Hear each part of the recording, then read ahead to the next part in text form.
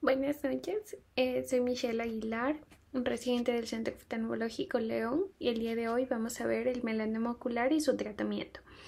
Para comenzar es necesario saber que los melanomas son neoplasias malignas que derivan de los melanocitos dendríticos que se encuentran tanto en la piel, en el ojo, en el epitelio mucoso y también en las leptomeninges. Como les mencioné, el melanoma que afecta el área oftalmológica comparte el origen con el cutáneo, los melanocitos de la cresta neural que migran durante el periodo embrionario. Además, representa la segunda localización más común para el melanoma primario tras el cutáneo.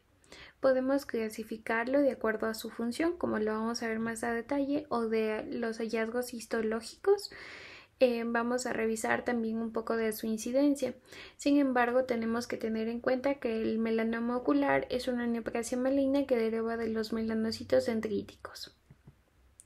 Dentro de su clasificación, como podemos observar en las dos imágenes, lo podemos clasificar de acuerdo al melanoma ocular y al melanoma orbitario.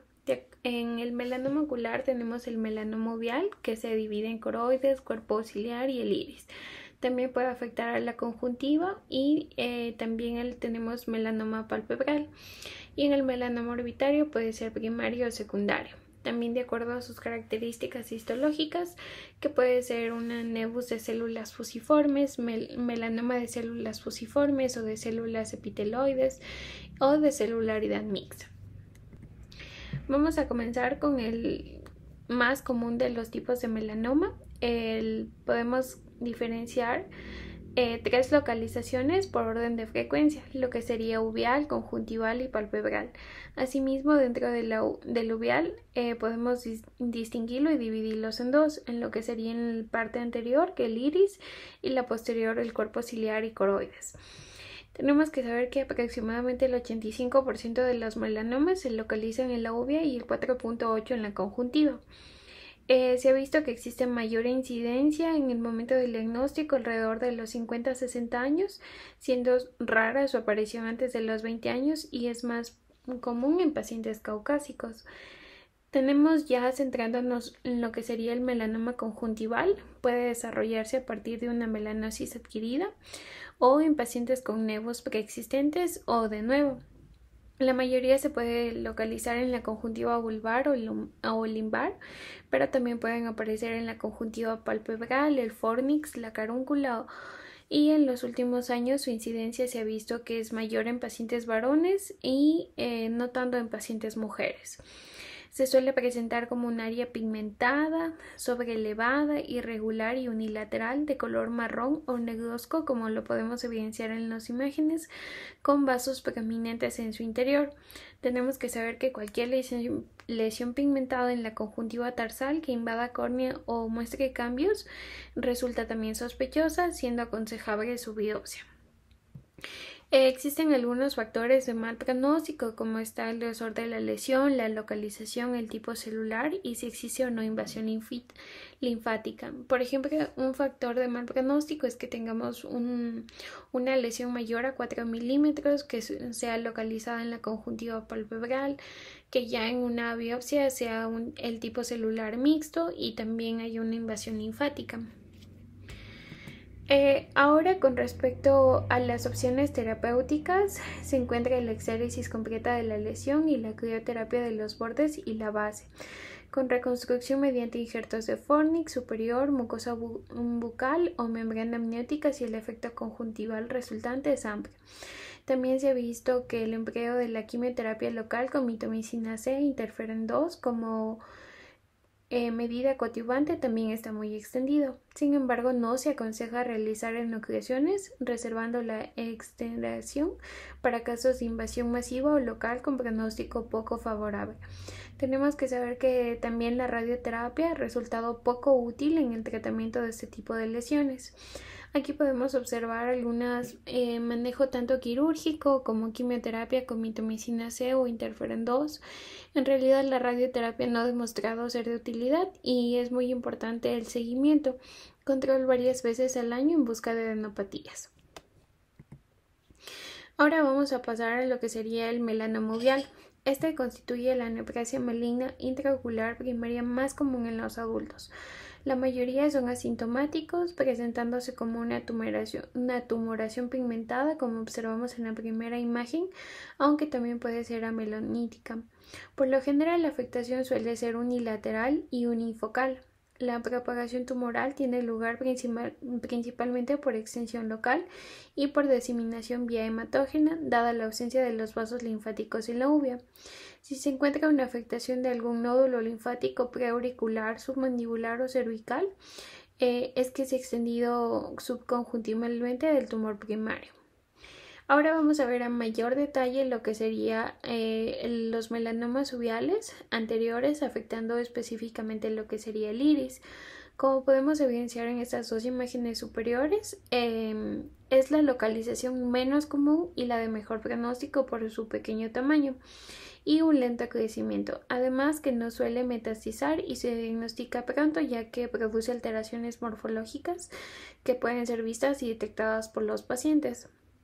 Por lo general se presenta como una tumoración solitaria, hiperpigmentada, que distorsiona levemente la arquitectura del estroma iridiano, pero también puede hacerla como una lesión hipopigmentada infiltrante o múltiple. El diagnóstico se lo va a realizar mediante biomicroscopía, se completa mediante una transiluminación, gonioscopía y oftalmoscopía indirecta. También resulta de utilidad para el diagnóstico diferencial poder realizar una biomicroscopía ultrasónica o un eco convencional y también una biopsia. Algunas opciones, lo que sería en cuanto al manejo, se aconseja mantener bajo observación aquellas lesiones sospechosas, sobre todo si son pequeñas, mientras no aumenten de tamaño, ya que no se ha demostrado que la incisión precoz mejore el pronóstico de la vida. También debe realizarse controles oftalmológicos y sistémicos cada 6 meses durante los 3 a 5 años y luego anualmente de por vida. Algunas opciones terapéuticas, como podemos observar, y factores pronósticos por la enfermedad metastásica en el melanoma de iris. Las opciones del tratamiento estándar sería la observación con fotos seriadas y el paciente es asintomático. También podemos hacer una resección local acompañándonos de radioterapia en placas para lesiones que son bastante extensas o también en algunos casos la enucleación. Algunos factores de mal pronóstico es el tamaño del tumor, la afectación del cuerpo ciliar, el patrón de crecimiento difuso o en anillo y la extensión extraescleral. Ahora, en cambio, los melanomas que se encuentran afectando lo que sería el cuerpo ciliar y la coroides. La localización más común es la coroides y la de pronóstico más poco favorable es la del cuerpo ciliar.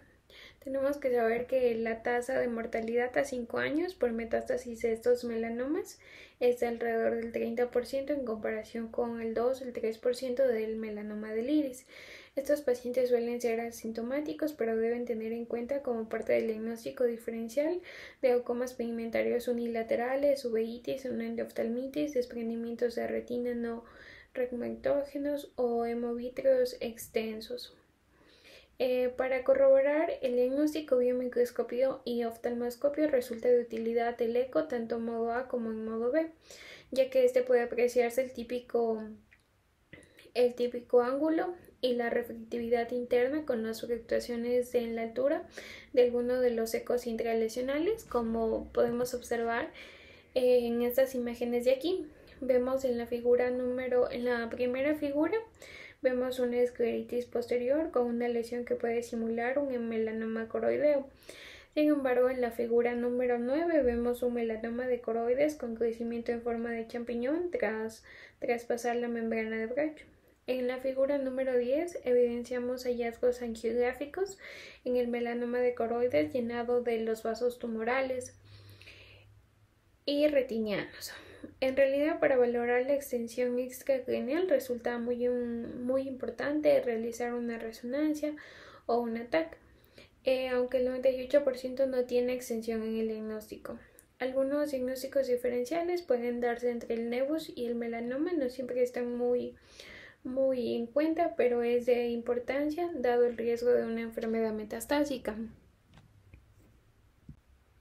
Algunas opciones terapéuticas en este caso sí va lo que sería la enucleación, que sigue siendo la terapia de elección para la mayoría de los melanomas de mayores a 15 milímetros que invaden el nervio óptico o generan glaucomas graves.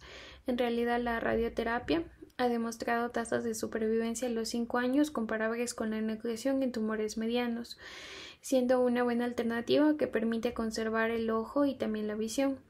Como podemos observar, las opciones terapéuticas cuando existe una afectación a nivel de coroides sería una observación en caso de lesiones pequeñas, enucleación, radioterapia o también una resección microquirúrgica. En algunos casos sí se ha ocupado lo que sería la termoterapia transpupilar, la crioterapia, la hipertermia, la exenteración, quimioterapia en enfermedad metastásica. En cambio, en el cuerpo ciliar se ha visto de utilidad lo que sería la radioterapia, la resección local del tumor y también en algunos casos más avanzados lo que sería la enucleación. Aquí haciendo énfasis, algunas complicaciones derivadas de la braquiterapia pueden ser una queratoconjuntivitis seca, una uveitis anterior, cataratas, hemorragia vítrea, una vasculopatía tumoral por radiación o una papilopatía por radiación. Finalmente tenemos el melanoma palpebral. Este constituye el 1% de los tumores malignos y aunque esta localización está dentro de los melanomas cutáneos, presenta ciertas peculiaridades. Por ejemplo, el tipo con mayor frecuencia afecta el párpado es el melanoma nodular, mientras que otras localizaciones cutáneas es la de extensión superficial, el 70%, seguido del nodular, el lintogoma maligno y otras como el lentiginoso. En su evolución pasa primero por una fase de crecimiento horizontal no invasivo y posteriormente por un invasivo de crecimiento vertical. Algunos factores de riesgo son la exposición solar excesiva, la fotosensibilidad, nevus congénito, antecedentes de melanoma, el que el paciente venga de una raza caucásica. El pronóstico en realidad y el riesgo de metástasis se ha evidenciado que está dado por algunos criterios como por ejemplo el que esté confinado al epidermis, que si penetra la dermis reticular, que si invade el tejido subcutáneo. Entonces todo esto se va puntuando y en realidad el pronóstico es bajo. El tratamiento de elección es la extensión completa de la lesión con márgenes amplios, 1 centímetro a ser posible y estudio histológico. La disección de los nódulos linfáticos regionales se realiza si el tumor profundiza a mayor a 1.5 milímetros o si existe evidencia de extensión linfático-vascular. Asimismo, sería recomendable una evaluación sistémica para despistaje de enfermedad metastásica.